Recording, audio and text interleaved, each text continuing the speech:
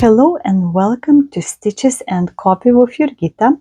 And my name is Jurgita, and today is the Father's Day in US, or June 16, 2024. So I figured it might be a good start to start something new. And I've been waiting to start this piece for like 3 years that I bought in June, I think, or April of 2021. So it's been about 3 years in waiting, and this is called Princess Charlotte. And I ordered that as a kit from Russia back then. And I'm sure it's way more now, even in rubles, but I had it all in beads, and that was pretty big. Well, not a big, but a heavy box that it came in. So everything in here, it will be stitched with beads, including the background and her jewelry here parts. So this is approximately what it should look like. But of course, with beads, it's going to be even more different. So all of the colors, like this is hand-drawn bead size, because it was, I don't know if she does it by weight. I'm sure she did not count how many beads are in there, but approximately by weight. Hand-drawn symbols in there. And there's, as you can see, there's lots of different types of beads. Some have just some smaller amount of beads in it, but I like the coloring here. And some have a lot, and as you can see, the color differences between them are a lot.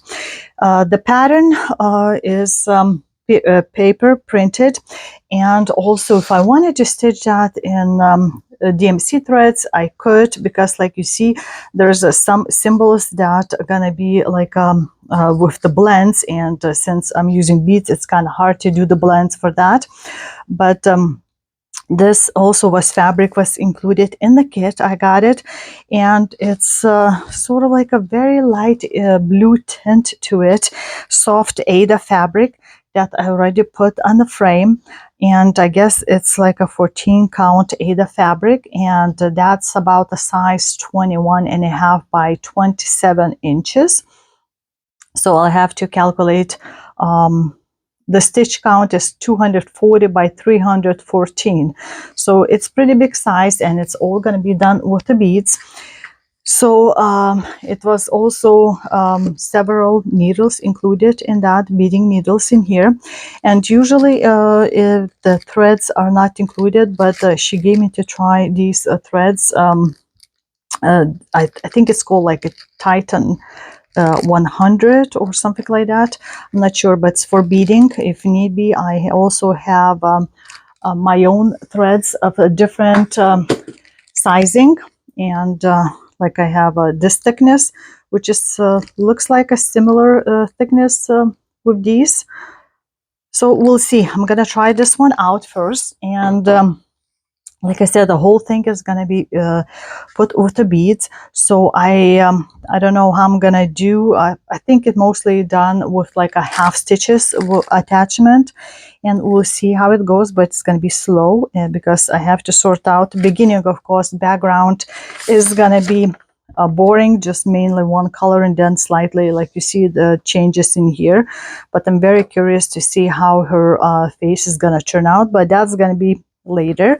And it's about 16 pages of work to do, so I want to start. I put it on my homemade frame that you see in here. It's all sewed in and ready to go. Just gonna mark and go see, perhaps do from a top and start it. So I need to count to see where the top is gonna be, and then I'll come back to you with a few first beads put in.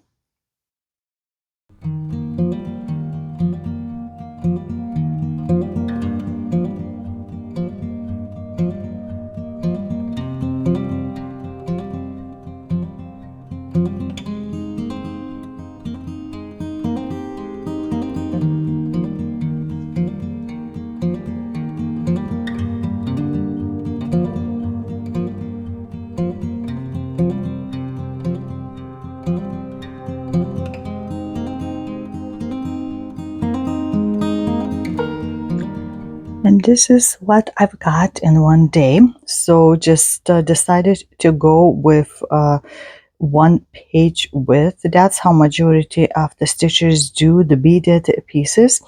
And mine was like 62 stitches wide, and then it's going to be over 80 deep, so it's going to be taller than wide. And I just marked by tens so far. I have not marked the rest of the pattern. I don't know if I'll do that, but it might be easier to follow the pattern. And what can I say about this thread? It has some like a fuzzies in here, and it looks like almost like a cotton thread, pretty strong, and it does not tangle, which I liked. I was cutting about 1 meter long threads, so I could go more than like a 2 rows of this, because I was stitching as a half stitch, so all my beads laying like this sideways. And like I said, it never tried to tangle up. It was very strong, and it's very easy to work with. So after looking at the pattern, it's going to be 60 types of different color beads for 60 symbols, plus there's several of special things, like you can see here, little pearls gonna be. And those were interesting type of beads I've never worked with. It's like a little crystals, but the way in the back is for the threads to come out. Maybe you'll see better with this one. There's only one, but it's for a central part, so you can see like a crystal type thing. And here is how the back looks like, with the holes on 4 sides to put your thread in. So that's how it attaches. So it will be interesting to see, and I'm sure Princess Charlotte is gonna sparkle with all those things. But I'm gonna set this aside. It's easy to just sit and put in beads, especially like the whole first page totally is gonna be just one color, so it's not gonna be anything very hard to count, so it should go pretty easily. And then something is gonna be showing only in the second page. But I don't know if I'm gonna go like this, or maybe the whole width, but we'll find out once I finish this page and continue to the next one, if it's gonna be a little bit below or on the right side. But that's all for my Charlotte, Princess Charlotte, and we'll see how much I can do next time. So today I've decided to pick up again this Mermaid Berry by Erica Michaels Designs, and it's from Petite's collection. She has those berries in silk as a Petite's, and in regular threads, the regular fabric, which would make those berries much bigger. And I've been getting collection of the Petites to do all in the silk, and they are going to be much smaller, of course, than like let's say 32 count, because it's being stitched on 40 count silk gauze. And usually in Petite's collection, she would add the pieces of a silk gauze, so we would not have to search for it. And not a lot of places would sell you tiny small piece of silk gauze, and they're not cheap. So it's great that it's pre-cut sizes for us. So for this Mermaid Berry, we have 2 designs. One is going to be medallion, like you see in here, and another one is going to be like a berry. And the thing is, with the silk gauze, you have to stitch everything, so it's like a full coverage, versus like a regular fabric berry that you have to just stitch design.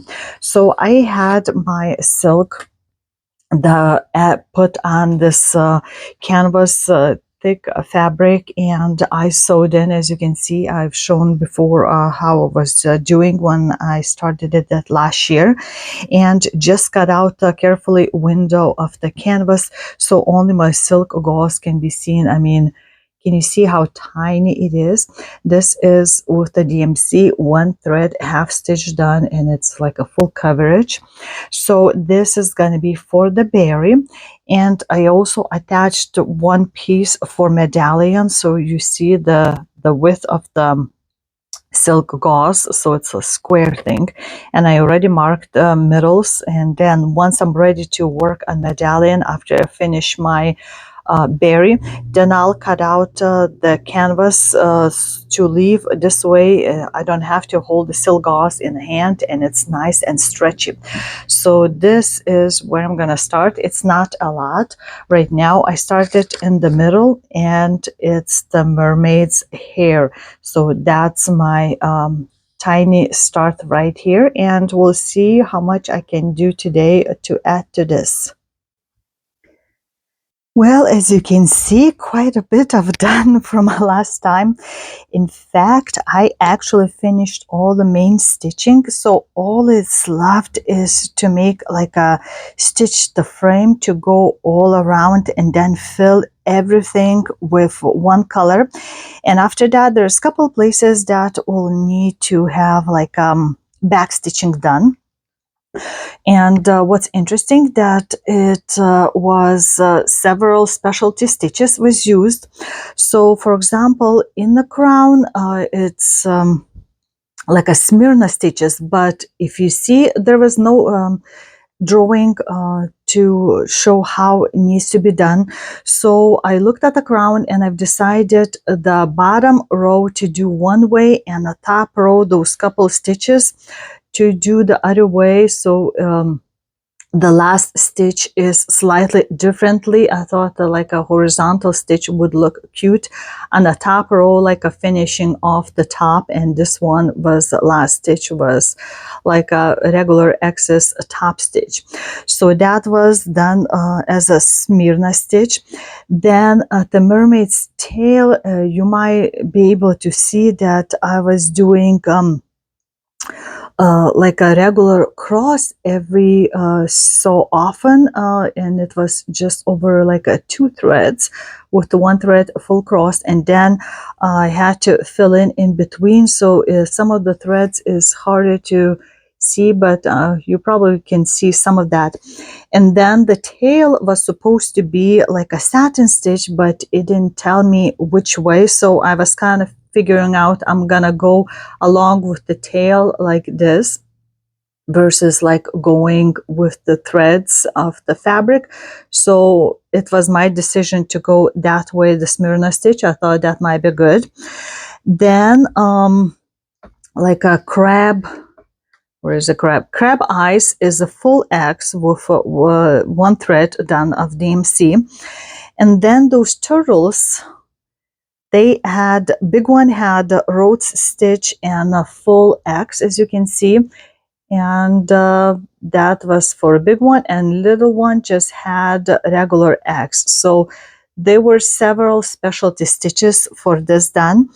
And you can tell that fishes had a few extra stitches to do. And like there's a purple bright fish.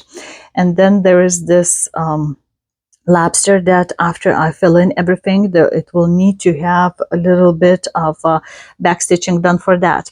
But I cut out a little bit bigger window so I could go and work next time on like doing the area where it's all going to be filled in. So there's going to be a lot of filling in. But what's interesting also that it needs to have a tropical ocean, which those swirls were like that, which you can see. The swirls were just the X's, just the regular X's over 2, and that's the color that will need to be filled in as a background. But when I look at the thread and I look at the picture, the thread looks more like a greenish color. There's barely any blue. And the picture, although compared to my stitch part, is a bit more lighter when you look at the crown and at the hair. Mine is a little bit darker in that part. But the thread has just a tiny bit blue and like at the end, but I'm not sure. I was trying to look up online again for this tropical ocean color, and like 123 Stitch was looking like this color, while another website's other. And I have a um, two of these cards with them, and they both look the same. So this is more greenish, so I don't know if I want to change into something more in the blue. I'll think about it later. And I'm curious, if you stitch this, what was your tropical ocean was like this color or not. I'm curious to find out if you also managed to switch it into something bluish or not. So I did not count how many stitches were together in this piece, but I enjoyed stitching. I used the big magnifiers because, like I said, this is 40 count and over one. So it's a small count. I mean, when you look, it's that tiny, several inches only tall. So what I'll need to do is just stitch the outline and then fill everything, including inside the background. And for that, I'll need to decide which thread I want to use. That's why I wasn't too worrying about some threads like going under, because I'll try to cover it up. And as you can see, the lips and eyes look kind of crooked because it's half stitch and the lips were 2 stitches. So I love the star or something she's holding there. I love the color changes in that one. So that is what I have for my mermaid berry as a berry itself, which is going to become something like this. Once I filled in, there's going to be a lot of filling in stitches, but at least I don't have to calculate how far off and change of the colors. So that's what it is. So I'd love to hear your thoughts about this thread. And if you've done it, or if you're planning to do, and you also found some great substitute that would be just a slight blue like that. So that's it for my mermaid berry. And as usual, at the end of the month, I always try now to stitch on my ghost girl.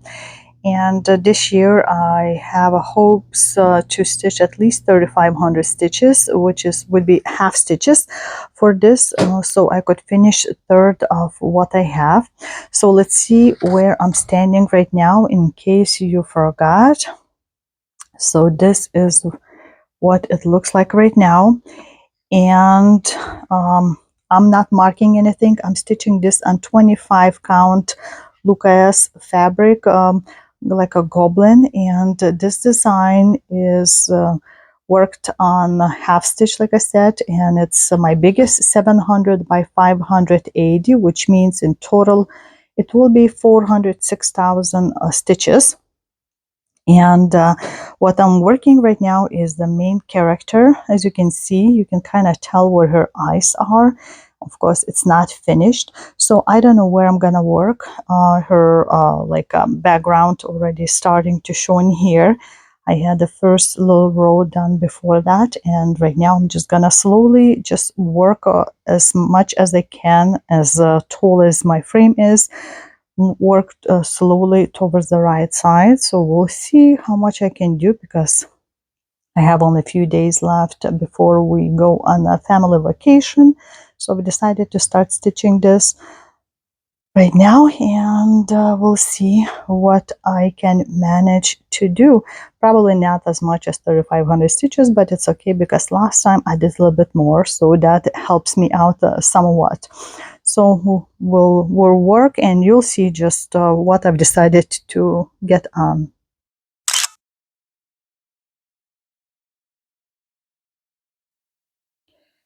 And as promised, this is what I've been stitching on throughout the month of June at my stitching group meetings. So I'm sure you can tell what it exactly is, compared to, especially to the picture, what it's supposed to be from a magazine. So I think I'm going to continue taking this or some other Santa small ones to my stitch meets. And I think one is going to be coming up first Saturday of July. So just wanted to show you, as I think I promised you in the beginning of the month, that I'm going to show you at the end of the month what I've made. So today is July 2nd, and last night, like after midnight, me and my family landed down in St. Louis Airport from Seattle.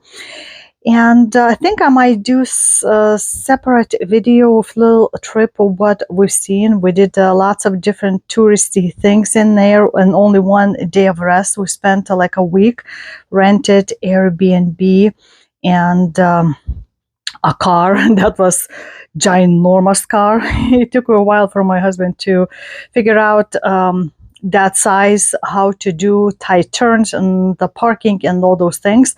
But we did a lot of touristy things, amazing, and everybody's kind of exhausted. I think within that week we did like a 25-mile walk, and that's with one day like full rest and then parts day of travel. And of course, since I love coffee, one of my main stops was to go to Starbucks Reserve.